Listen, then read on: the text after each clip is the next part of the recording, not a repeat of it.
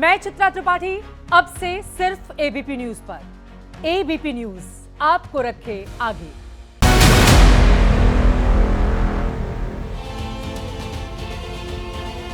और बड़ी खबर मुंबई से भी आ रही है। मुंबई में बाबा सिद्दीकी की हत्या के मामले में मुंबई पुलिस ने तीसरी गिरफ्तारी की है। पुलिस ने प्रवीण नाम के आरोपी को गिरफ्तार कर लिया है। पुलिस के मुताबिक प्रवीण और उसके भाई ने मिलकर शिव प्रसाद और धर्मराज कश्यप को हत्या के लिए हायर किया था। तो ये एक बड़ा अपडेट आ रहा है। बाबा सिद्दीकी हत्याकांड मामले में पुलिस ने तीसरे आरोपी की गिरफ्तारी की है। पुलिस ने प्रवीण नाम के आरोपी को गिरफ्तार किया है। पुलिस के मुताबिक प्रवीण और उसके भाई ने मिलकर शिव प्रसाद और धर्मराज कश्यप को हत्या के लिए हायर किया था। यही दो शूटर जो सबसे पहले पकड़े गए थे और अब तीसरा व्यक्ति जो है प्रवीण नाम का, इसे भी पुलिस ने पकड़ लिया है और पूछताछ का दौर इस वक्त चल रहा है। बाबा सिद्दीकी हत्याकांड को लेकर नया खुलासा हुआ है। पुलिस सूत्रों के मुताबिक बाबा सिद्दीकी के साथ उनके बेटे जीशान भी हत्यारों के निशाने पर थे। आरोपियों को जीशान और बाबा सिद्दीकी दोनों को मारने की सुपारी दी गई थी। इसके अलावा हमलावरों को आदेश दिया गया था कि दोनों पर एक साथ हमले का मौका ना मिले तो जो भी सामने आए उसे ही मारा जाए।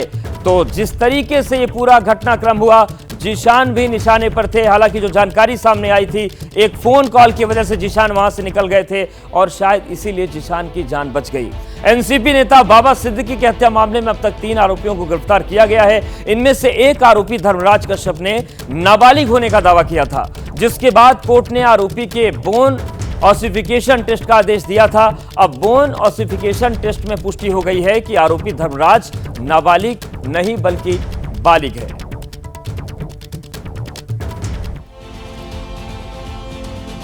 बाबा सिद्दीकी हत्याकांड में चौथे आरोपी की पहचान हो गई है, जिसका नाम जीशान अख्तर है। जीशान पंजाब के जलंधर का रहने वाला है। सूत्रों के मुताबिक जीशान पर दूसरे आरोपियों को रहने के लिए कमरा दिलाने के साथ ही मदद करने का शक है। जीशान फिलहाल फरार है। 3 आरोपी गिरफ्तार हो चुके हैं। वारदात के 28 घंटे के बाद लॉरेंस बिश्नोई गैंग ने सोशल मीडिया में पोस्ट के जरिए जिम्मेदारी ली। बाबा सिद्दीकी की सरेआम हत्या 3 दशक में मुंबई में किसी हाई प्रोफाइल नेता की हत्या का यह पहला मामला है। ऐसे में सवाल उठ रहे हैं कि क्या मुंबई में एक बार फिर से अंडरवर्ल्ड की एंट्री हो चुकी है। ये सुपर एक्सक्लूसिव रिपोर्ट देखिए।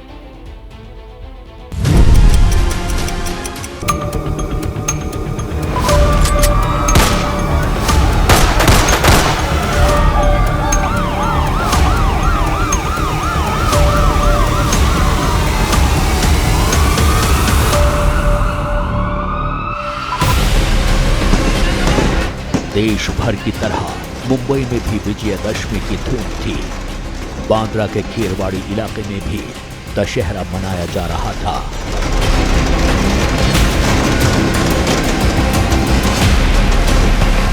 दशहरे का वक्त था। यहाँ पर पीछे पंडाल बना हुआ है, तो विसर्जन के दौरान पटाखे चल रहे थे, ढोल जो है उनकी आवाज आ रही थी, तो गोली की आवाज किसी को सुनाई नहीं दी और ऐसे में इन अपराधियों ने इस पूरे अपराध को अंजाम दिया। पटाखों और ढोल के शोर के बीच गोलियां चली।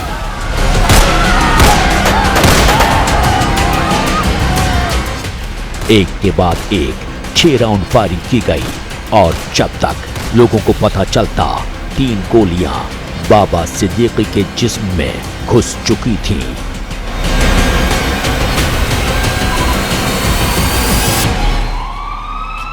जैसे ही बाबा सिद्दीकी को यहाँ पर गोली मारी, गाड़ी में मौजूद थे रेंज रोवर के जो आरोपी हैं, वो इस तरफ इस दिशा में भागे और जैसे यहाँ पर भागे तो कुछ लोगों की तरफ से और आगे पुलिस की चौकी है, वहाँ पर पुलिस की तरफ से उसको पकड़ा गया और उसके बाद जो दूसरा आरोपी है वो पास में मौजूद एक गार्डन एरिया है वहाँ पर पहुँचा और वहाँ पर छुप कर बैठा था। उसको वहाँ से पुलिस ने हिरासत में लिया।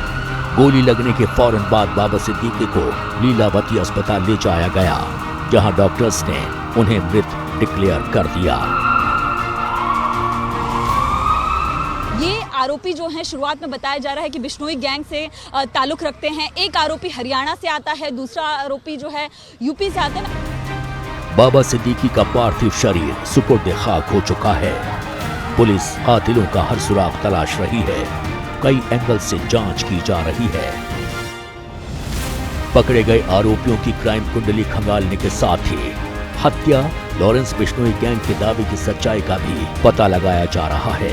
लॉरेंस बिश्नोई या फिर सलमान खान या फिर और भी कोई एंगल होगा, तो इन सभी एंगल से हम जांच कर रहे हैं। लेकिन देश की आर्थिक राजधानी कही जाने वाली मुंबई में हुई बेहद हाई प्रोफाइल वारदात के बाद कई सवाल खड़े हो गए हैं। मसलन, क्या बाबा सिद्दीकी की हत्या के पीछे वाकई लॉरेंस बिश्नोई गैंग का हाथ है? बाबा सिद्दीकी के हत्या के पीछे की वजह क्या है? क्या सिर्फ खौफ पैदा करने के लिए उनका कत्ल किया गया? सबसे बड़ा सवाल ये कि क्या 3 दशक बाद मुंबई में अंडरवर्ल्ड की एंट्री हो चुकी है? ये सवाल इसलिए क्योंकि सिद्दीकी की हत्या पिछले 3 दशक में मुंबई में किसी हाई प्रोफाइल नेता की हत्या का पहला मामला है, जिसने पूरे राज्य को चौंका दिया है।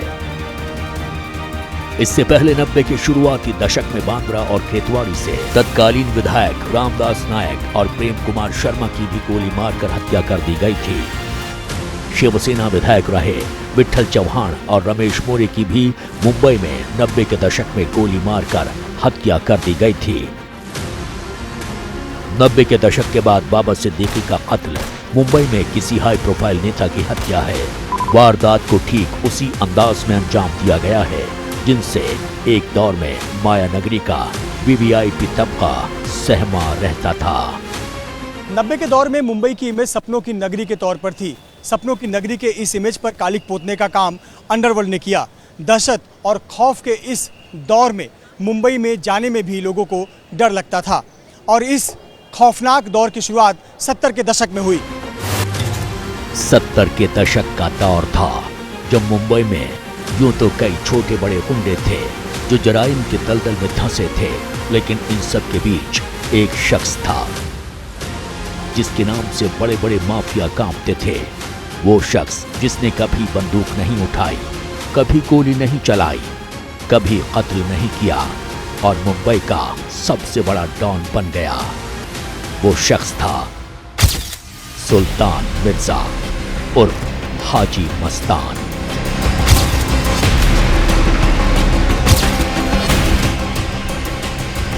हाजी मस्तान का जन्म साल 1926 में तमिलनाडु के कुडालौर में हुआ। घर की माली हालत ठीक नहीं थी, इसीलिए परिवार साल 1934 में मुंबई आ गया। काफ़ी धक्के खाने के बाद हाजी मस्तान के पिता ने मुंबई के क्रॉफर्ड मार्केट इलाके में एक पंचर की दुकान खोली। कुछ दिनों बाद हाजी मस्तान भी उस पंचर की दुकान पर बैठने लगा। तो 90 के दशक में कुछ विधायकों की हत्या हुई थी और अब जब 3 दशक के बाद बाबा सिद्दीकी की हत्या हुई है तो सवाल यही उठ रहा है कि क्या मुंबई में अंडरवर्ल्ड की वापसी हो रही है। तमाम जो पहलू इस पर पुलिस जांच कर रही है।